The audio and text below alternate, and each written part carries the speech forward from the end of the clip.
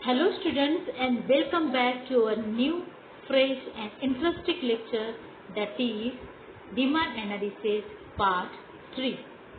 In previous video, we studied about demand schedule, that is individual demand and market demand. Individual demand means demand made by single buyer or consumer, and market demand means demand made by many buyers. More than one buyer is known as a market demand. This we have studied in earlier video. Okay, demand schedule we can present in tabular and graphical presentation. Okay, so here in table I have taken prices of X commodity, that is 10 rupees, 8 rupees, 6 rupees, 4 rupees and 2 rupees.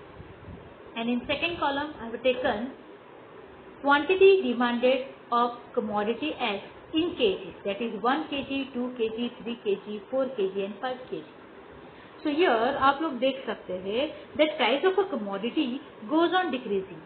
Product की price जो है वो 10 रुपए से जाके 2 रुपए तक कम हो रही है, और वही हम लोग साथ साथ में देख रहे हैं क्वांटिटी डिमांडेड भी क्या हो रही है, धीरे धीरे कम प्राइस के साथ बढ़ती जा रही है. This is a common nature that अगर आपको भी मैं बोलूँगी दैट आपके नियर बाय एरिया में अगर कुछ मॉल है तो वो मॉल में आप कब जाओगे, जब भी वहाँ पे न्यू अराइवल्स का लेबल रहेगा तभी, या वहाँ पे डिस्काउंट ऑफर का लेबल रहेगा तभी. नेचुरली आप जब भी डिस्काउंट्स रहेंगे, ऑफर्स रहेंगे, तभी मैक्सिमम शॉपिंग करेंगे. न्यू अराइवल आएंगे तभी जस्ट ऐसे देख के चले आओगे. ये सुनो. ओके, तो ये क्या है, ह्यूमन टेंडेंसी. जितने भी चीज़ों की प्राइस कम होती रहती है हम लोग वो चीज़ ज़्यादा परचेज करते हैं. इन earlier video I had given example of mangoes.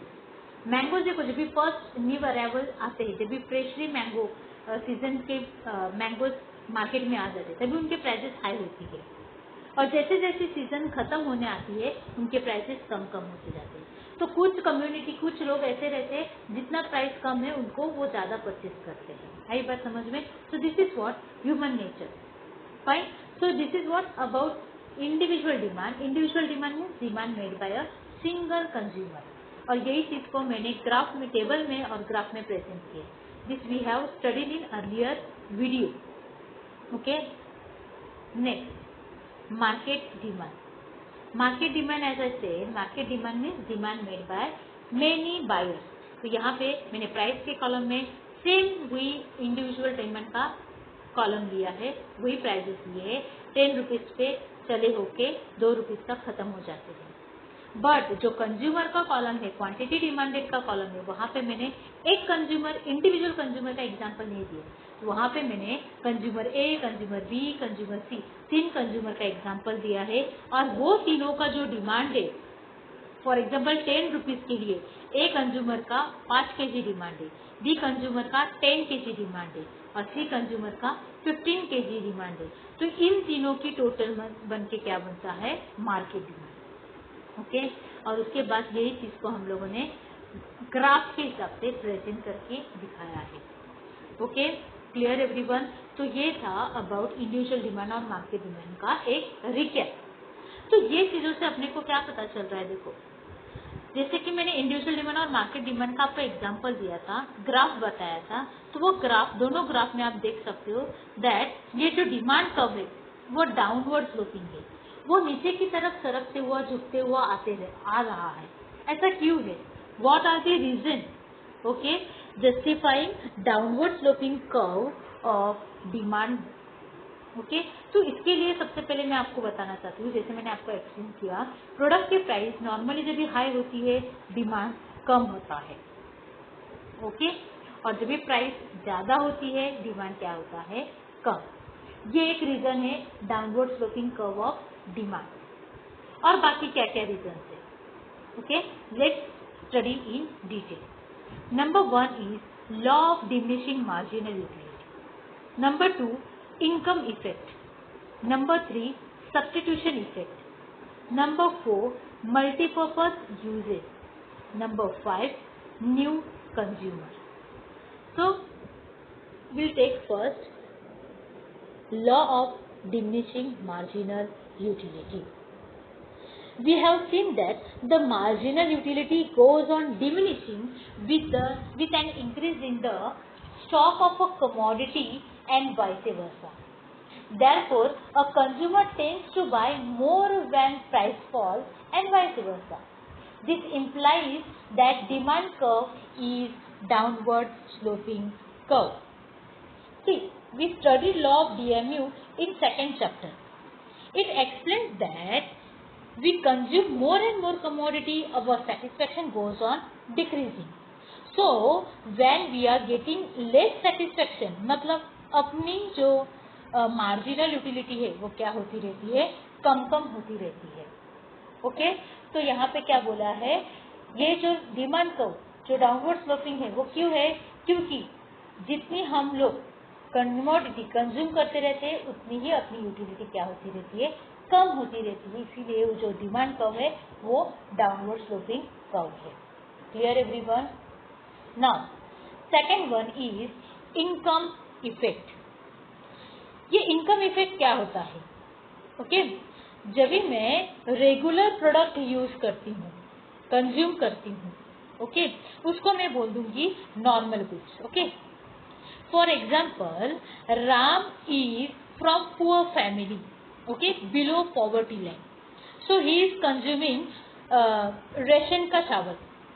Okay, अभी जैसे राम का इनकम इंक्रीज होगा तो वो नॉर्मल गुड्स से हाई क्वालिटी गुड्स परचेज करेगा. ये तो नो, मैंने यहाँ पे बोला जो राम है वो एक गरीब फैमिली से है. ओके, तो वो क्या करेगा, अपने इनकम के हिसाब से वो राशन का जो चावल आता है राशन का, ओके, वो कंज्यूम करता है.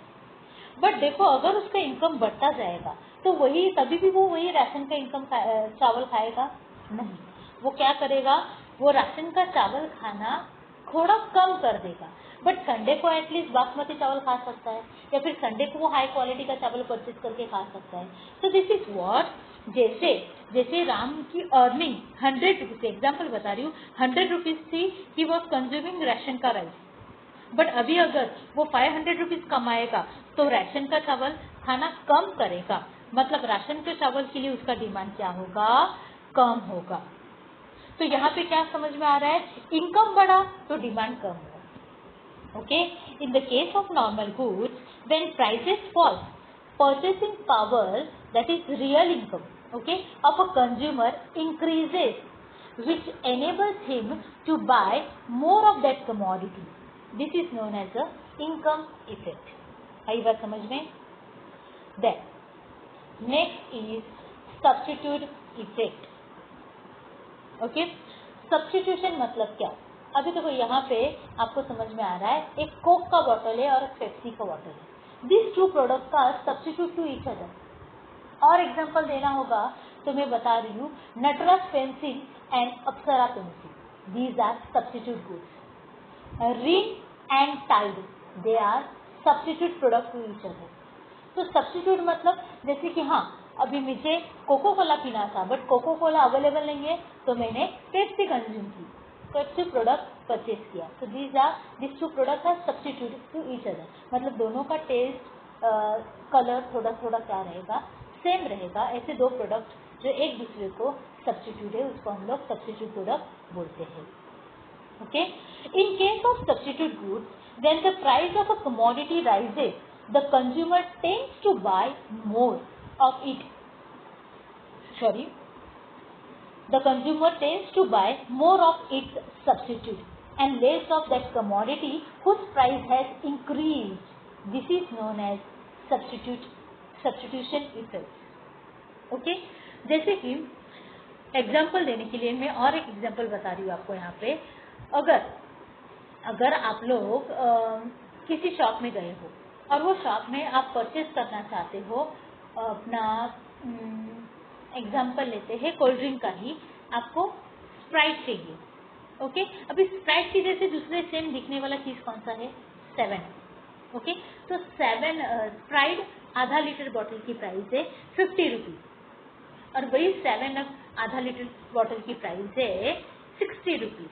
सो आप कौन सा परचेज करोगे? Due to increase in the price of 7 Up you will purchase Sprite का bottle, yes or no? So this is what, due to increase in the price of 7 Up, demand for 7 Up reduces. This is what substitution effect. आई बात समझ में? तो ये substitution effect की वजह से भी अपना जो डिमांड कर्व है वो डिमांड कर्व क्या होते रहता है? डाउनवर्ड स्लोपिंग होता रहता है। Clear everyone? Then next is multipurpose uses. When a commodity can be used for satisfying several needs, its demand will rise with a fall in its price and fall with a rise in its price.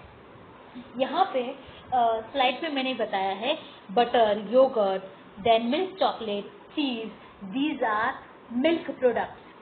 Product एक है milk, but उसकी uses देखो बहुत सारे।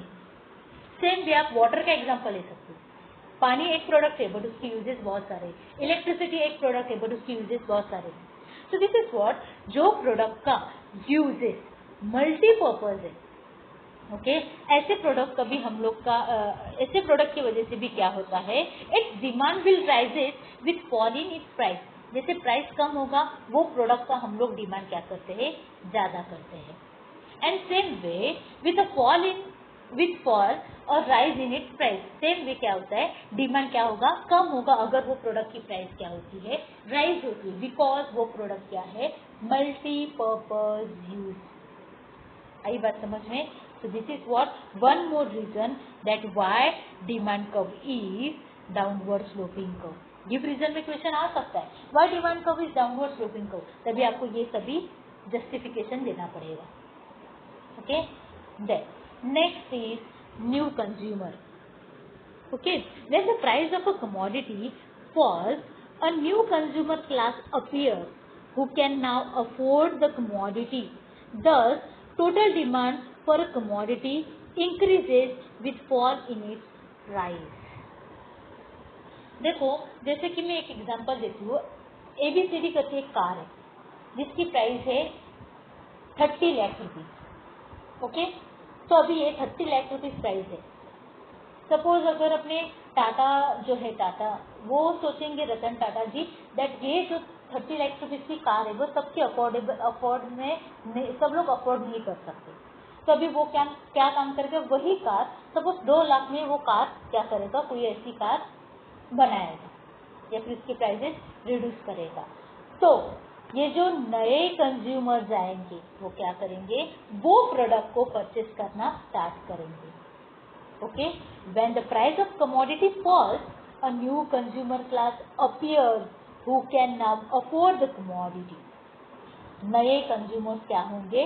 Create होंगे, आगे आएंगे वो प्रोडक्ट परचेस करने के लिए।